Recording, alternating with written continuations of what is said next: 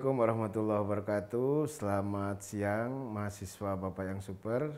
Kita jumpa lagi di mata kuliah penulisan media. Hari ini kita akan bahas tentang menulis berita langsung. Mahasiswa Bapak yang super, ada beberapa hal yang harus kamu mengerti, ada beberapa hal yang kamu harus kuasai. Yang pertama adalah prinsip 5W1H, selanjutnya adalah penentuan sudut berita atau angle, yang ketiga adalah sifat-sifat berita, dan yang keempat adalah nilai berita.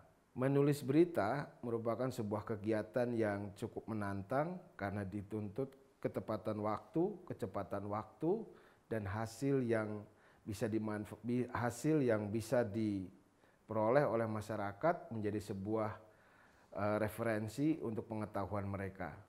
Pertama yang harus kamu kuasai adalah prinsip 5W1H. What, who, when, where, why, and how. Prinsip yang pertama adalah apa. Jadi kamu harus melihat peristiwa apa yang akan kamu laporkan. Selanjutnya adalah siapa pelaku dalam peristiwa tersebut. Kemudian W ketiga adalah when, kapan peristiwa itu terjadi. Keempat adalah where, di mana peristiwa itu terjadi. Selanjutnya why, atau mengapa peristiwa sampai terjadi. Dan 1H yaitu bagaimana jalannya peristiwa. 5W1H biasanya juga disamakan dengan rumus 3A dan 3M, gitu ya. Apa, si apa, mengapa, itu 3A. Juga 3M. Oke, bila mana, bagaimana, dan mengapa. Jadi untuk menulis berita langsung, kamu sekalian harus menguasai prinsip 5W1H. Nah, setelah kamu menguasai prinsip 5W1H, selanjutnya kamu harus menguasai angle. Bagaimana sudut berita. Menulis berita dengan baik hanya mungkin setelah memutuskan sudut berita. Jadi, tanpa adanya sudut berita yang tepat, maka judulnya juga tidak akan tepat, kemudian juga lead-nya tidak akan tepat, apalagi isi dari sebuah berita tersebut. Nah, angle ini dirumuskan dari 5W1H tadi, dari 3A dan 3M tadi, gitu ya.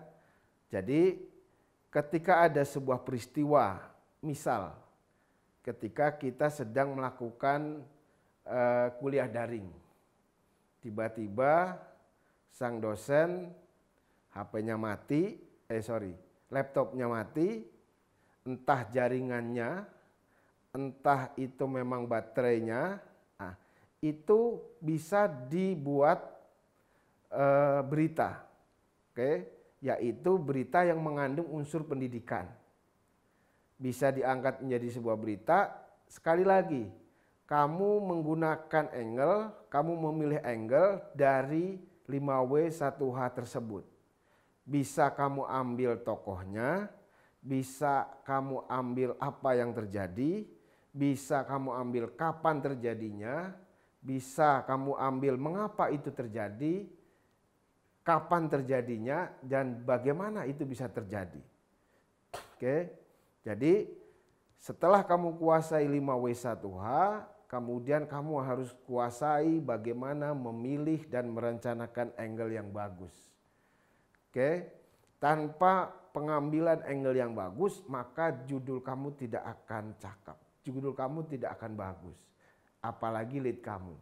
Kunci yang pertama adalah sebelum menulis, angle kamu harus tentukan terlebih dahulu.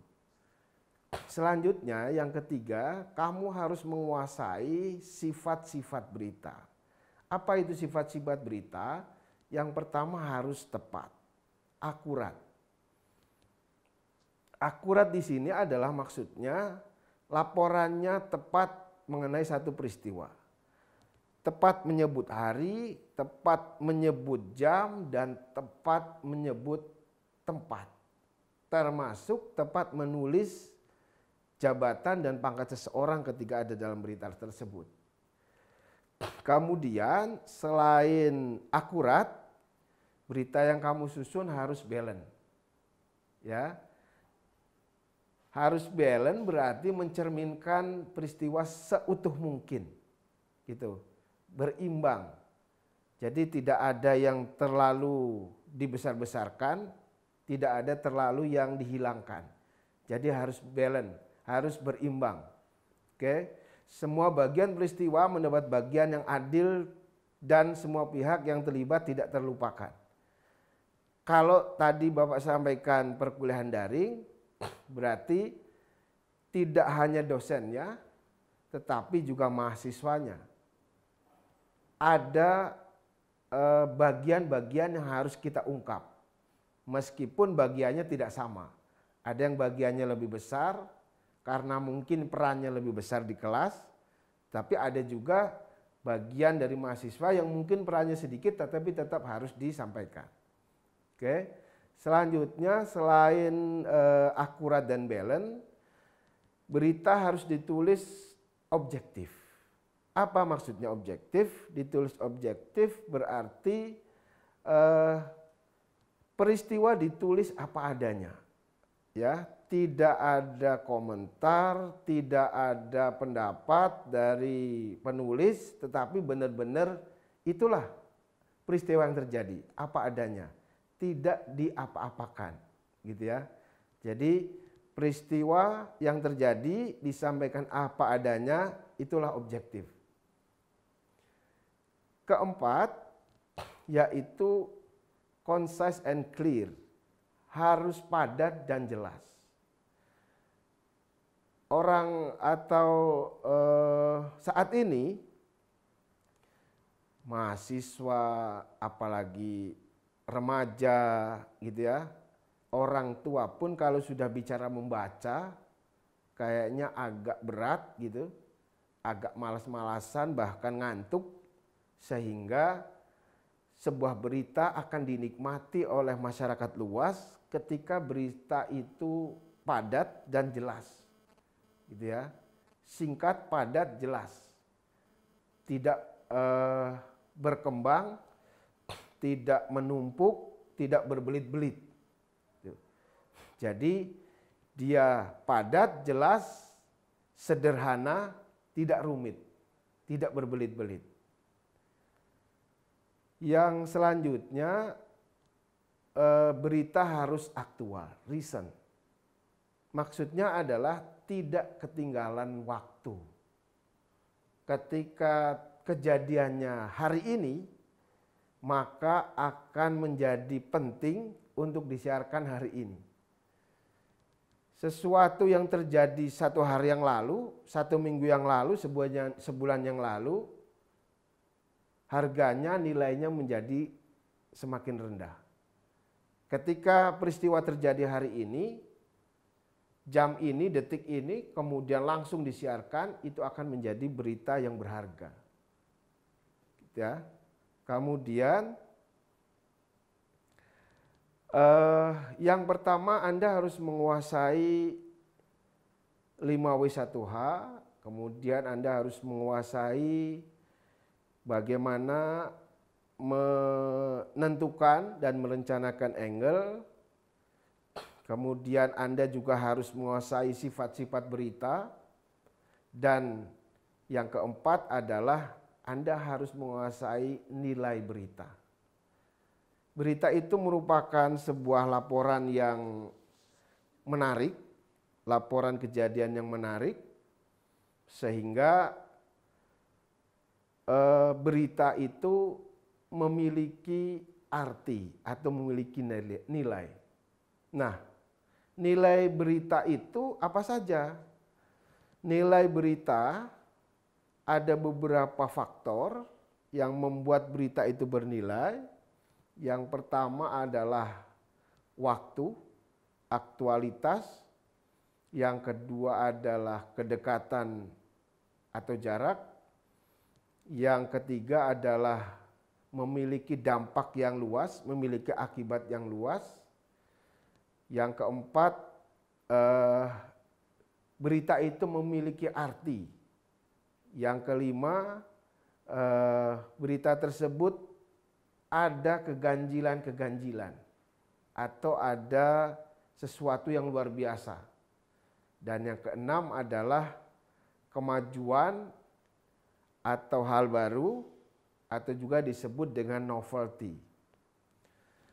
Mahasiswa Bapak yang super, nilai berita yang pertama adalah waktu, timeliness, aktualitas.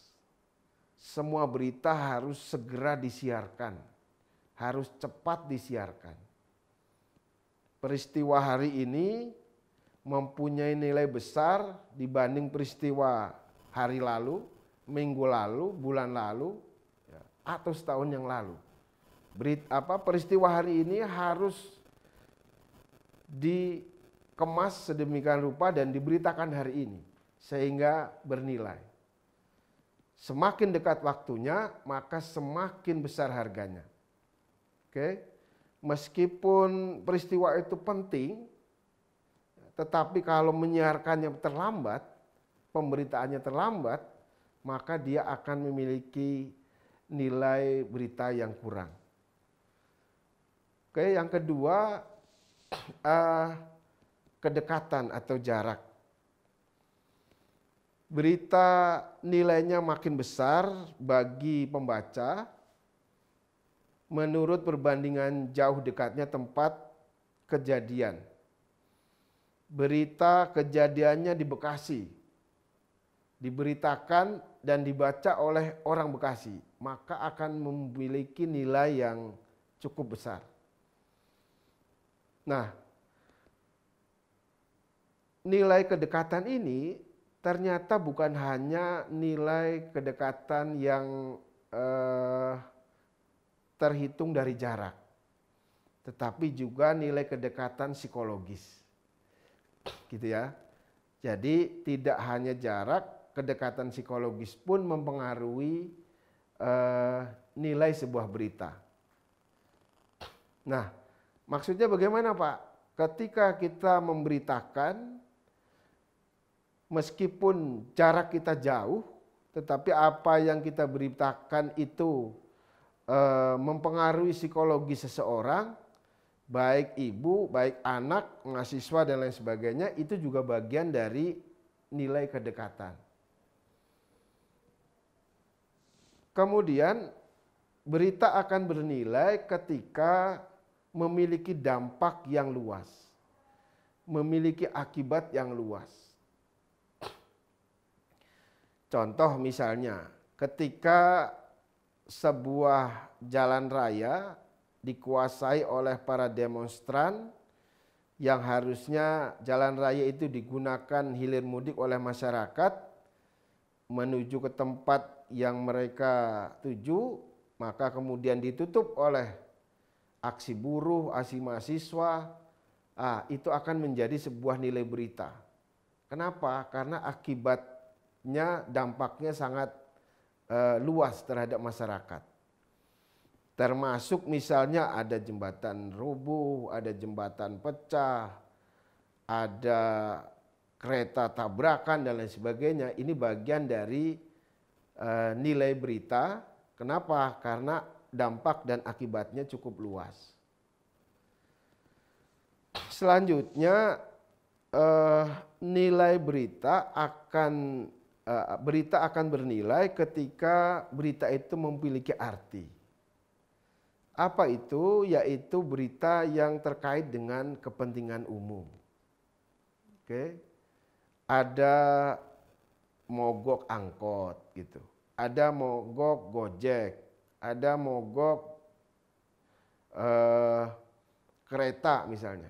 Padahal dia punya kepentingan umum. Orang-orang punya atau masyarakat sangat memerlukan transportasi tersebut. Tetapi kemudian karena transportasi tersebut mogok di hari itu, ini kemudian diangkat menjadi berita, akan menjadi sebuah arti berita karena terkait dengan kepentingan umum. Oke.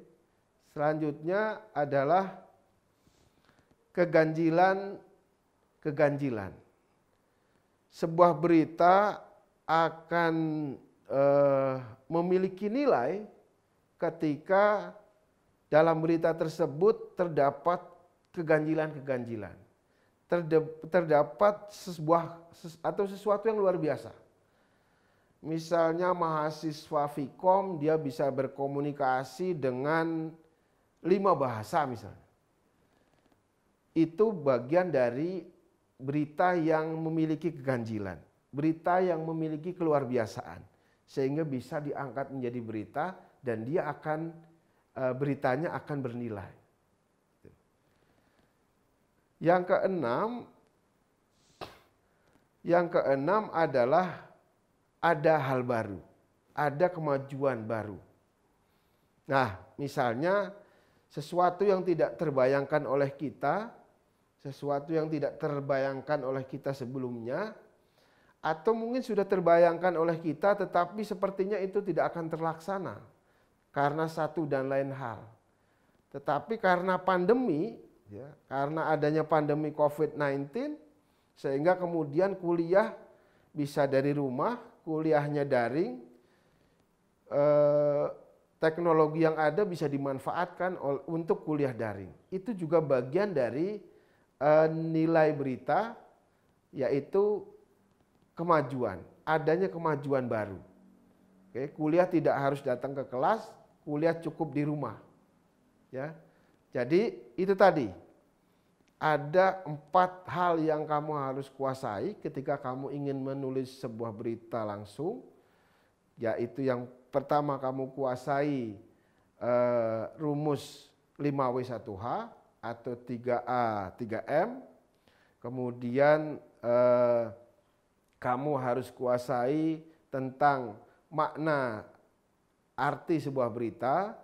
Selanjutnya kamu juga harus menguasai bagaimana memilih angle, bagaimana memilih sudut berita, dan kamu harus kuasai sifat-sifat berita. Dari 4 hal itu kamu kuasai, insya Allah, dan Bapak yakin berita yang akan kamu ambil, berita yang akan kamu susun, insya Allah menjadi berita yang bisa dinikmati dan dikonsumsi oleh masyarakat luas. Baik, mahasiswa Bapak yang super, dari penjelasan Bapak tadi, ada tugas yang harus kamu kerjakan. Coba kamu susun sebuah berita langsung di bidang pendidikan. Kamu bisa amati baik-baik, kamu bisa mengikuti perkuliahan daring yang dilakukan oleh dosen, kemudian lihat ada peristiwa apa di situ, angkatlah menjadi sebuah berita langsung. Oke, saya kira Bapak kira itu saja yang bisa Bapak sampaikan, mudah-mudahan bermanfaat dan kamu Bapak tunggu tugasnya di minggu depan. Terima kasih banyak, mohon maaf atas segala kekurangan. Selamat siang, Assalamualaikum warahmatullahi wabarakatuh.